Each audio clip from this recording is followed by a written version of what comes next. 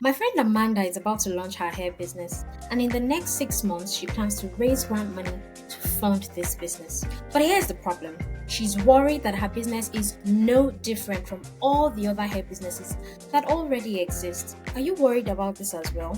Let's fix this. In this video, I'm going to break down 3 elements of a grant proposal that makes your business stand out. I'll help you to understand what funders want to see when they go through your proposal. And by the end of this video, you'll be able to convince customers and funders about what makes your business special. Let's get into it. Element number 1. Define your story. Now, before you write one word in filling out your grant application form, you need to iron out your story. What is your story? Why have you started this business?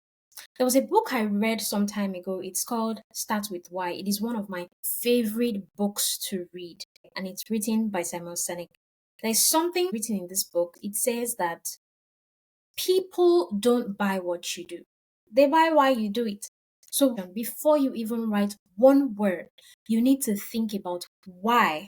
Why have I started this business? What is the purpose of this business? What is my story? And when you write out your story, this really helps you to draw out all the things that surround the life of your business. You see, funders are human beings too.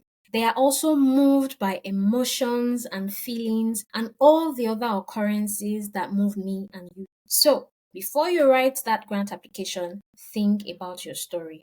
Why does your business exist? Now, let's take a look at Amanda's backstory. When I asked Amanda, before you even start this business, before you launch, before you start making plans to raise money in the next 6 months, tell me about your story. Why have you started this business? Now, Amanda's story goes something like this. Amanda's journey toward launching her ethical hair brand is deeply personal. A few years ago, Amanda's best friend was diagnosed with cancer. She watched as the grueling treatments took a toll on not just her friend's body, but on her spirit. Losing her hair was especially heartbreaking. It was more than a cosmetic change. It felt like a loss of identity. Amanda witnessed how her friend struggled to find wigs and hair products that were not only comfortable and safe for her sensitive scalp, but also made her feel beautiful and confident again.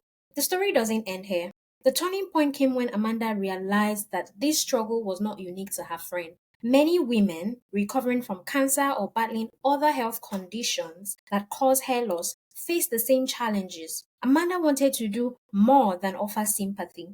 She wanted to create a solution. Her goal is to provide a hairline that prioritizes the health, comfort, and confidence of women going through some of the most vulnerable times in their lives. The mission is also shaped by Amanda's belief in ethical practices. She is committed to using materials and production methods that not only respect women wearing her hair, but also align with sustainable and cruelty-free values. For Amanda, this is more than a business. It's a way to empower women and remind them that beauty and strength can coexist no matter what they are going through. I thought that this was a very beautiful story. But here's the problem. When Amanda sent me the first draft of her business plan, the first draft of her value proposition, and of the kinds of things she was going to be feeding into her grant application, I did not see her story reflect in any of this. And so now that we know Amanda's backstory, reflect on your own story. What is your story? Why does your business exist? And how can you use that story to carefully define what your business is about, who you are serving, and how you deliver your products and services? I'd like you to take note of this. Your story is going to shape all aspects of your business model. Number one, it will determine who your customers will be. Two, it will determine how you would source or create the solution. It also determine what features the solution will have and the benefits that it will offer. And lastly, it will determine how you will deliver the solution to your customers. Now let's draft your proposal. Element number 2, define your value proposition. When you've done a deep dive into why you have started your business, and when you have recreated the story, the founding story of your business, make sure that you put this onto a sheet of paper or onto your screen, whatever is comfortable for you, and use that information to draft your value proposition. Your value proposition is at the center of your business model. It gives you a clear roadmap to expand all the other aspects of your business model.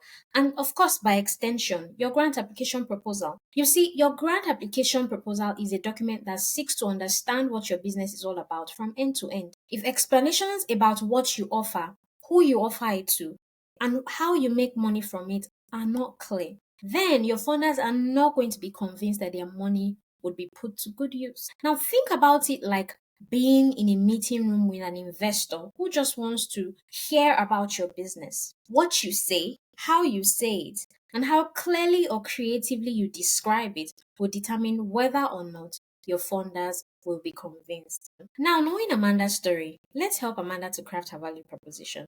Number one, let's look at her target customers. From that story, we can tell that her target customers are women who are experiencing hair loss due to cancer treatments, autoimmune conditions, or other health-related issues who seek safe, comfortable, and beautiful hair solutions that can align with their sensitive needs and emotional well-being. Now, this is Amanda's solution: an ethical hairline that offers hypoallergenic, scalp-friendly, and ethically sourced hair products that are specifically designed for women with sensitive scalp.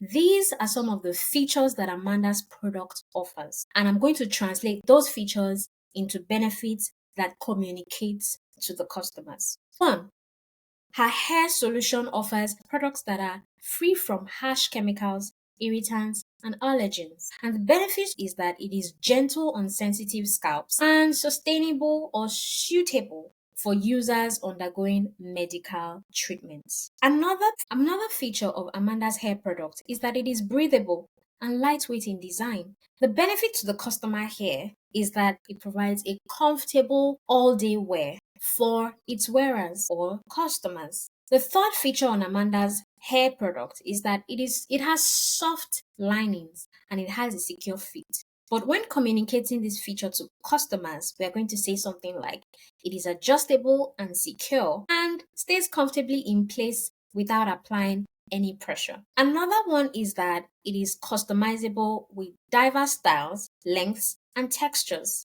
But the benefit to the customer here is going to be that it has natural looking hairlines and patterns for a realistic appearance. Trust me, your customers care more about how natural their hair looks than it is customizable and it has diverse lengths and style. They want to hear how it applies to them and really not what is on it. The last feature here is that Amanda's hair products contain no harmful dyes and adhesives. To the customers, we are going to say these hair products cause no irritation or adverse reactions for the users with sensitive skin or scalps. Putting all this together, Amanda's value proposition should read something like this. Amanda's ethical hairline offers hypoallergenic, scalp-friendly, and ethically sourced hair products for women with sensitive scalps. The products are safe, ethical, and health conscious and allows women who are recovering from severe health challenges affecting their hair growth to focus on their healing and self-love. Do you see how this ties the customer, the solution, and the benefit in one statement? This is the power of having a great story. It really helps you to pinpoint all of these things and helps you to be able to itemize them under your value proposition.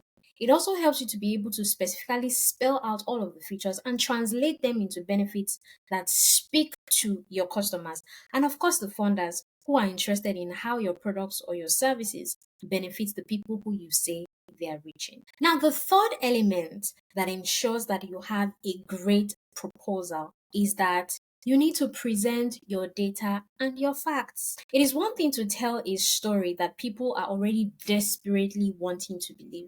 It's another thing to present data and facts that people absolutely cannot dispute. Stories are memorable, but data proves your credibility. While your story shows the why behind your business, the data demonstrates the how and the what. Grant providers are often looking for measurable impact and sustainability. They need to see that your idea has potential for real-world applications, that it is scalable, and that it will produce results. Including data in your business proposal or in your grant proposal shows that one, you've done your research and you understand your market. Two, that your business has a clear and realistic path to success. And three, that the grant funds will be used responsibly to achieve measurable outcomes. The combination of emotional storytelling and data driven evidence will create a powerful and persuasive application. When you have written that compelling story, when you have told us about why your business exists and who it exists for, ensure that you include data to back up your story. Now, these are some of the documents you need to include in your grant proposal.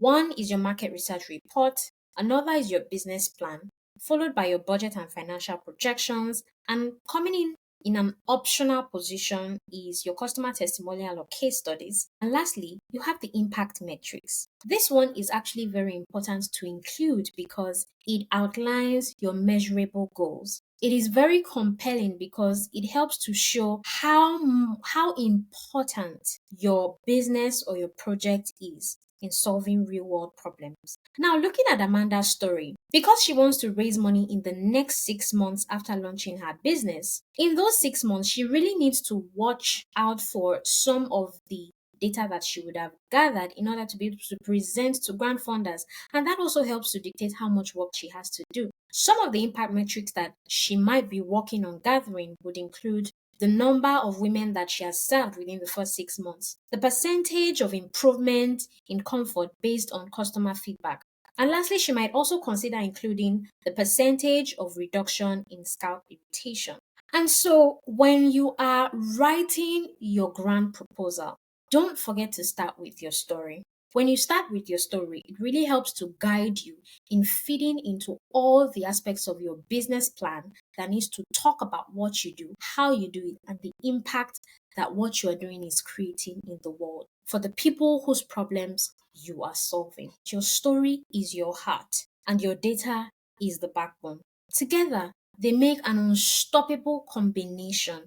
By presenting thorough research, a clear business plan, and an irresistible measurable impact matrix, you will show grant providers that your business is not just a dream, but it is a well thought out reality with the potential to make a profound difference. Your knowledge of this topic will not be complete without getting a full understanding of what value proposition really is and how to create one. To understand more about value proposition and how you can create one for your business, watch this video over here.